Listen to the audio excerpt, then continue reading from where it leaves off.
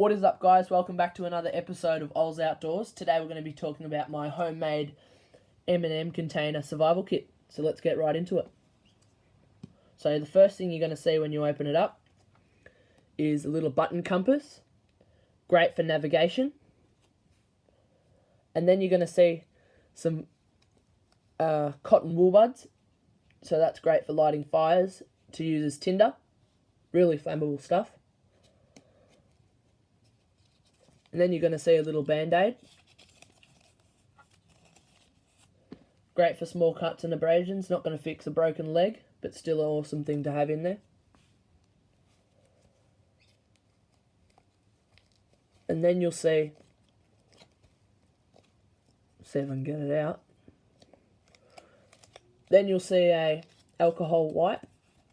Great for sterilising tools, cleaning cuts and lighting fires, because it's got flammable alcohol in it, so it'll burst into flames as soon as you light it.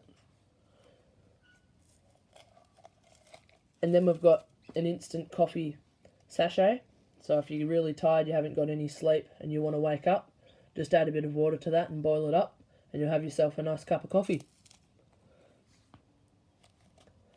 And then we've got a little fishing kit, which includes 3 little weights, a sabiki fly, and 3 swivels.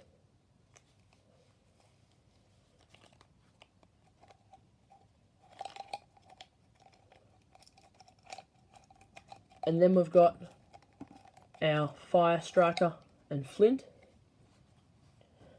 Great for lighting fires, about 10 times better than using a lighter or matches in a survival situation, because this is never going to run out of gas.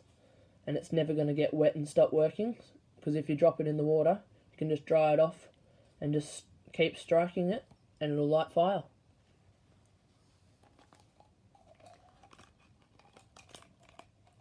And then we've got